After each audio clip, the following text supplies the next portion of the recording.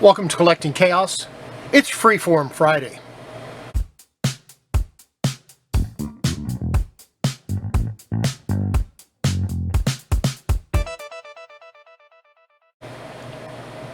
Thought I'd start off this with some items that you need if you're going to be a collector, and especially of comics. The first thing, of course, that I think you should have, that I think everybody should have, is My Light 2s. But really, poly bags are fine. Now these poly bags are like 20 years old, 25 years old, something like that. I don't use them anymore. Well, that's not entirely true. Sometimes I will put a comic in here and hold it in here until I can put it on My Light. And of course, you need backing boards, and this is a very old bag of 25 backing boards. I don't know why I've never used it. I probably will now that I found it. But that's not all. There's some other things that I think every comic collector should have. First, let's show you something that every collector should have, not just comic collector. Every collector on the planet should have one of these. This is a loop, and it will help you to find cracks and defects and scratches and dents that you didn't know were there.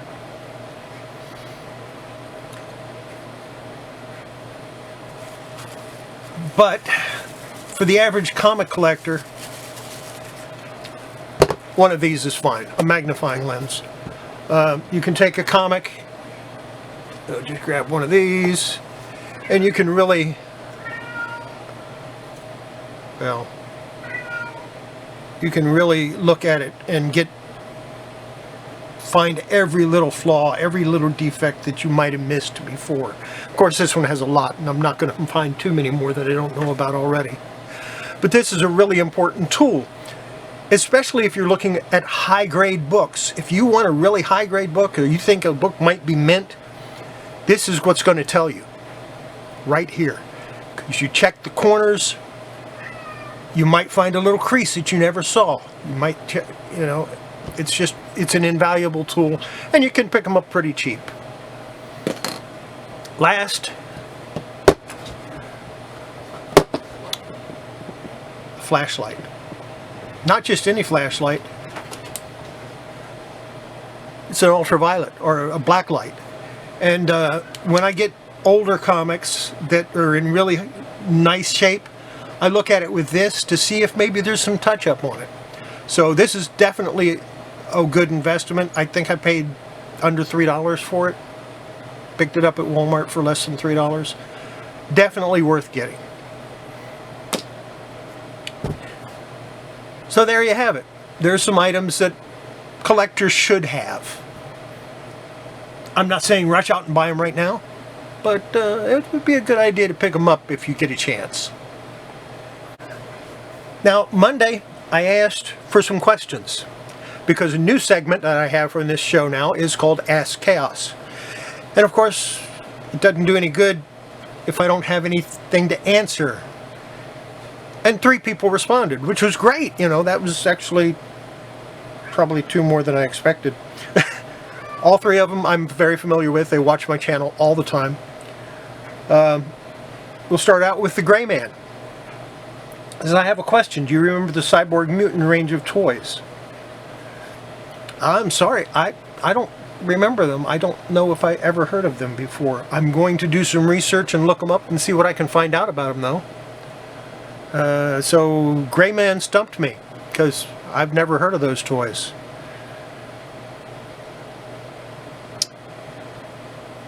Felix Maldonado asked, what comic run you regret not having anymore? And I had a flood of answers to come to mind. But as I thought about them, I don't really regret not having them. I think it would be cool if I did, like Hulk 1 through 6. It'd be cool if I still had them, I'd like to still have them. but I don't regret selling them. And that's what I think I want to go for. Not regret not having them, but regret selling them. And I've had a lot of runs over the years. Spider-Man 1 through 150. Fantastic Four 1, 2, 3, 5 through 200, something like that. Daredevil 1 to 100 and something. The X-Men, the first 100 X-Men. You know, I've had so many runs over the past. Green Lantern 1 through 100 and something. Justice League of America 1 through 100 and something. You know. But you know, I don't regret getting rid of any of those. Do I wish I still had them? Yeah, but I don't regret it.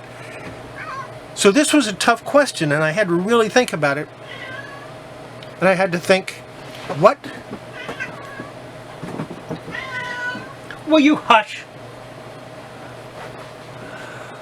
Sorry about that.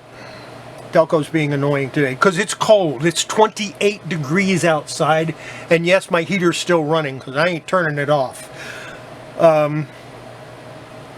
What comic run do I regret not having? Let's do that a different way. What comic run do I regret selling? And I can only think of one. And I've regretted it from the day I sold it. That was Harbinger 1 through 10. The first 10 Harbingers. I've always regretted selling those. And I could buy them again, but it just wouldn't be the same. So there's your answer, Felix. I regret not having my original Harbinger 1 through 10. Tina Carenson asked a question. She said, who was your most memorable customer when you had a comic store, when you had your comic store? And I had to think about this, and of course a lot of customers came to mind that were pains in the butt.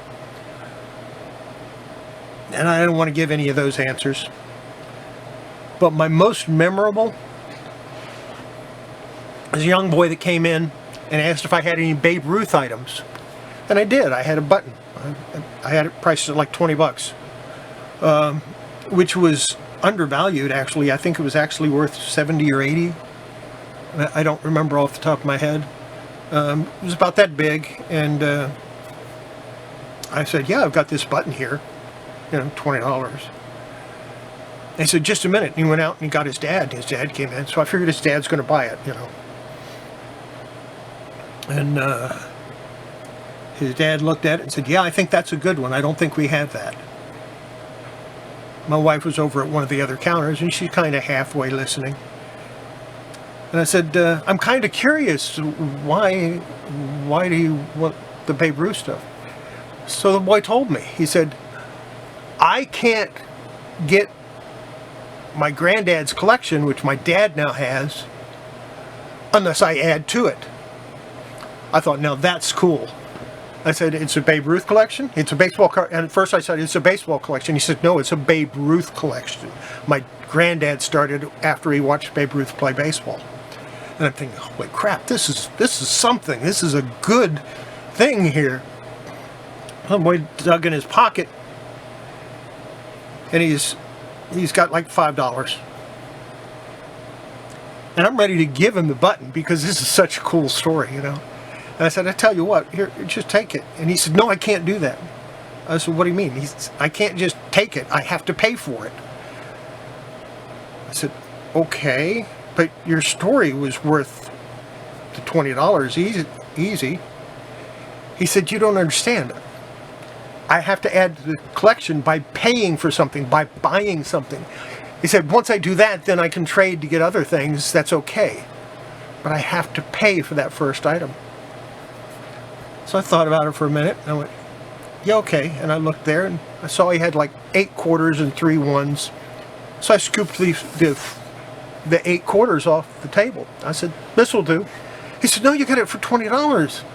I said, it's mine. I can sell it for anything I want. And right now, I figure it's actually worth, and his dad said, $70 or $80. I said, yeah, it is. I said, but your story was worth that. So I'm saying $2 for the button and $78 trade for the story. And I glance over at my wife and she's shaking her head, yes, that's acceptable. And I said, that's all I want for it. He said, well, what about tax? I said, don't worry about it, we'll pay the tax. And he's happy, he walked out, and of course they were regular customers after that. Rarely found any Babe Ruth stuff, but they bought a lot of baseball cards from me, hoping to find some Babe Ruth stuff. So I think that's my most memorable customer, is the one that came in for the Babe Ruth button and got it for 1/10 of my asking price, simply because they had a great story. For my final segment, I'm going to tell you 4 comics that you absolutely, positively have to have in your collection. And if you don't have them in your collection, you should. The first one, and I'm going to pull out my copies of them. My copy is Superman 46, but this isn't the comic you need in your collection. This comic my wife bought me. It's the first and the only comic book she ever bought me. She got it for me for my birthday. So one of the comics you need in your collection, you absolutely have to have in your collection, is a comic book that a loved one bought you that means more to you than what the actual value is. That's comic book number 1. Comic book number 2, if you can remember what it is. Mine is Superman 101. Now, you don't need to go out and buy a copy of Superman 101 because it's going to be meaningless to you.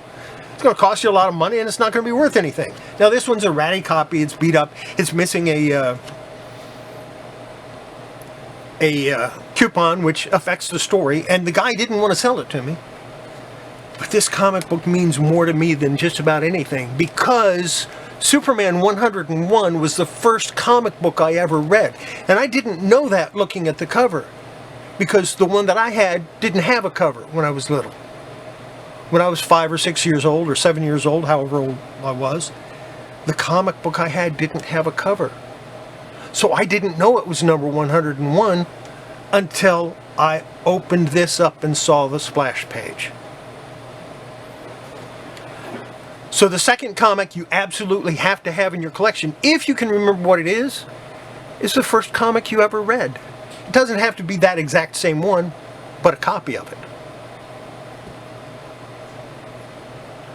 Number 3, the third comic book you need in your collection, absolutely have to have in your collection. When you went to the comic store, or to the newsstand, or wherever you were buying comics, and you saw one that the cover struck you so hard that you had to own it. For me, that's Uncanny X-Men 290. This cover blew me away. It's a Whilce Portacio cover. I'm not saying you have to go buy a copy of Uncanny X-Men 290. I'm saying you should have a comic in your collection that you just can't part with for any amount of money, just because the cover means so much to you. It caught you at such an important time of your life. That's what this one did.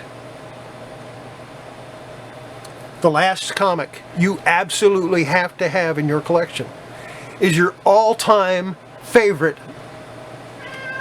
story arc. For me, that starts with this right here. Green Lantern Emerald Dawn number 1. Now I have 2, 3, 4, 5, and 6. I've got the whole story arc. But this is the one that I'm talking about right here. This story, I was pretty much out of collecting, wasn't interested in getting back into it. Kind of liked this cover, liked Green Lantern, figured I'd pick it up, give it a try. This story, back when it came out in 1989, got me back into collecting comics. I'd been out of it for about 6 or 7 years. Maybe longer. This comic did it for me. This story arc did it for me. So this is an important part of my collection, and I sold it. Originally I sold them off when I had my store, but this is a copy that I bought. I rebought it. So those are the 4 comics you absolutely have to have in your collection. One that was given to you by a loved one that didn't even understand why you collected comics or wanted comics in the first place. But they bought it for you because you mean that much to them. The first one you ever read, if you can remember what it is. If not, an early one that you read that you liked a lot and maybe reread it multiple times.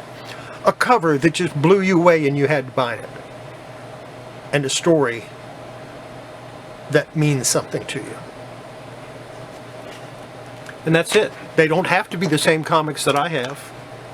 They shouldn't be the same comics that I have. They should be those comics that mean something to you. Having said that, I think I'm done.